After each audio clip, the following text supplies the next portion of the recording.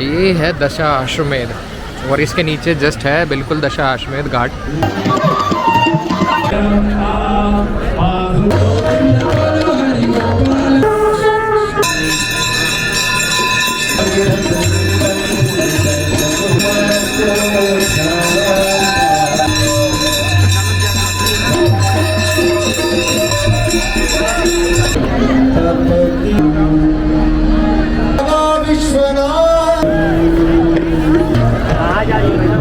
अभी हमने दिखाई आपको गंगा आरती और अभी जा रहे हैं हम काल भैरव टेम्पल।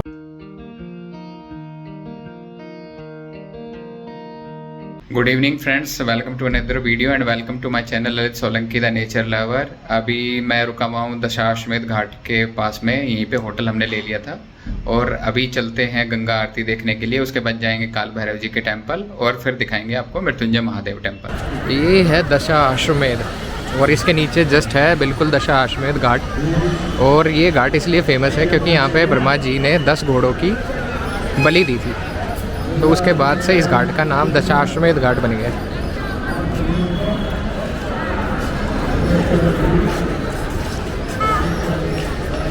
ये पहुँच गए हम दशाश्वमेध घाट और यहाँ से देखेंगे अभी गंगा आरती।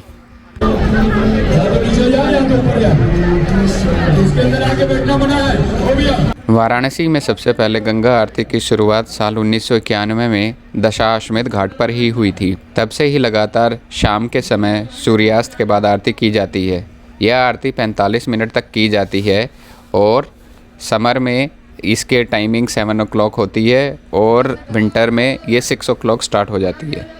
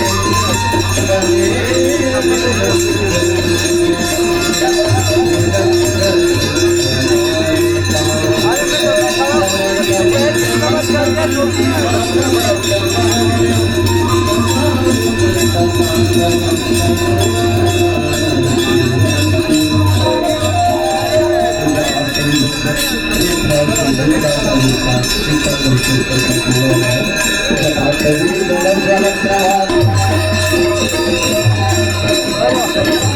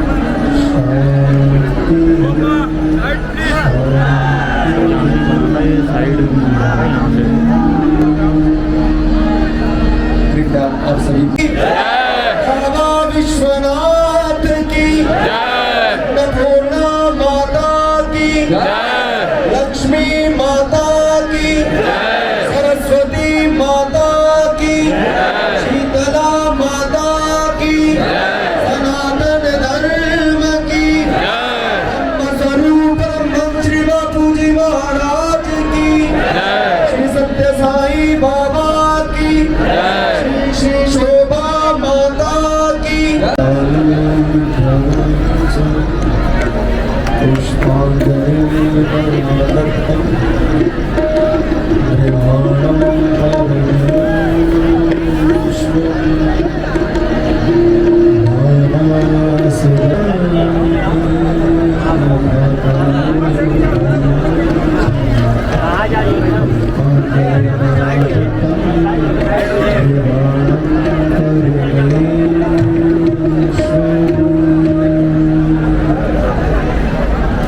अभी हमने दिखाई आपको गंगा आरती और अभी जा रहे हैं हम काल भैरव टेम्पल। बाबा विश्वनाथ के दर्शन करने से पहले काल भैरव के दर्शन करने चाहिए। इसके पीछे भी एक बहुत बड़ी कथा है, कहानी है। वैसे बाबा काल भैरव को वाराणसी का कोतवाल भी कहा जाता है। और इसकी कहानी ऐसे है कि एक बार भगवान विष्णु और भगवान ब्रह्मा में आपस में डिस्कशन हो रहा था। तो डिस्कशन हो रहा था कि उन दोनों में बड़ा कौन है। तो इतने में जो ब्रह्मा जी के 5वें मुख थे, उन्होंने भगवान शिव की आलोचना कर दी। तो इससे भगवान शिव बहुत गुस्सा हो गए और उनके गुस्सा होने से काल भैरव जी की उत्पत्ति हुई। तो काल भैरव जी की उत्पत्ति हुई तो काल भैरव जी ने अपने नाखूनों से ब्रह्मा जी का सिर काट दिया। अब सिर काट दिया तो भगवान शिव ने काल भैरव जी को कहा, ये तो आपने हत्या कर दी एक ब्राह्मण की, ब्रह्म हत्या हो गई, तो इसका तो आपको पश्चाताप करना पड़ेगा। तो क्या हुआ, जैसे ही उन्होंने उनका सिर काटा तो वो सिर उनके हाथ से ही जुड़ गया काल भैरव जी के। वो सिर ब्रह्मा जी का अलग ही नहीं हो रहा था हाथ। तो ऐसे में भगवान शिव ने उन्हें बोला, आप तीनों लोगों की एक आम आदमी की तरह परिक्रमा करो और जहाँ भी ये ब्रह्मा जी का सिर गिरेगा वहीं पे आपको इस ब्रह्महत्या के पाप से मुक्ति मिल जाएगी। तो जैसे ही बाबा काल भैरव यहाँ पे काशी में आए तो उनके हाथ से वो ब्रह्मा जी का सिर वहाँ पे छूट गया और उन्हें ब्रह्महत्या के पाप से मुक्ति मिल गई। तो इस तरह जैसे ही उन्हें मुक्ति मिली तो शिव भगवान वहाँ पे उपस्थित हुए और उन्होंने कहा, तुम यहीं पर तपस्या करो और तुम यहीं पे बस जाओ। तो तब से बाबा काल भैरव यहीं पे बसते हैं और उन्हें यहाँ का कोतवाल भी कहा जाता है। तो सबसे पहले उनकी परमिशन लेनी ज़रूरी है अगर आपको वाराणसी में घूमना है और अच्छे से सभी मंदिरों में दर्शन कर रहे हैं। तो सबसे पहले बाबा काल भैरव को प्रणाम करो, उनकी पूजा अर्चना करो और उसके बाद वाराणसी आप घूमो। तो यहाँ पे पतली पतली गलियाँ हैं, पतली पतली गलियों से होते हुए काल भैरव जी के मंदिर जा रहे हैं। ये देख रहे हो आप कितनी पतली पतली गलियाँ हैं, कितनी संकरी गलियाँ हैं, इन गलियों में हैं।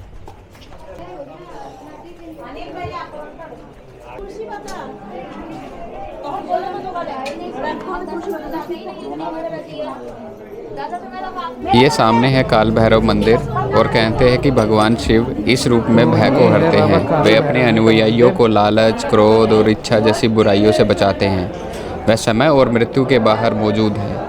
पुराणों के अनुसार एक कहानी और है कि देवों और असुरों के बीच संघर्ष के दौरान राक्षसों को नष्ट करने के लिए भगवान शिव ने काल भैरव की रचना की थी और बाद में अष्टांग भैरव उत्पन्न हुए। यह जो मंदिर है ये भगवान शिव के अवतार बटुक भैरव को समर्पित है और ये मंदिर अघोरियों और तांत्रिकों के लिए पूजा केंद्र के रूप में भी जाना जाता है। तो फ्रेंड्स अभी कर लिए हमने काल भैरव जी के दर्शन और अभी जा रहे हैं हम मृत्युंजय महादेव मंदिर, जो कि यहाँ से लगभग 500 मीटर की दूरी पर है। ये है मृत्युंजय महादेव मंदिर। तो फ्रेंड्स ये पहुँच गए हम मृत्युंजय महादेव मंदिर।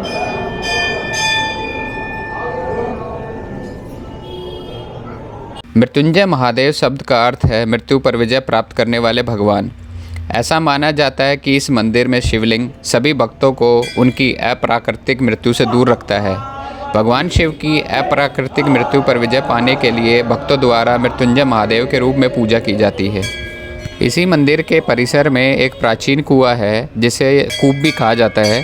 कहते हैं कि इस कुएं के पानी में औषधीय गुण है जिसका चिकित्सीय प्रभाव पड़ता है। यह माना जाता है कि इसमें कई भूमिगत जल धाराओं का मिश्रण है और कई बीमारियों को ठीक करने के लिए इसका चमत्कारी प्रभाव है। चमत्कारी कुएं के पीछे एक और कहानी यह है कि धन्वंतरी ने अपनी सारी दवा इस कुएं में डाल दी, इसलिए इस कुएं का पानी पवित्र है और औषधीय प्रभाव के साथ साथ विभिन्न प्रकार के इलाज में सक्षम है। मैं आशा करता हूं कि आपको ये वीडियो पसंद आई होगी और आप इसे लाइक और शेयर करेंगे और कमेंट करेंगे। जल्दी मिलते हैं एक नए वीडियो में।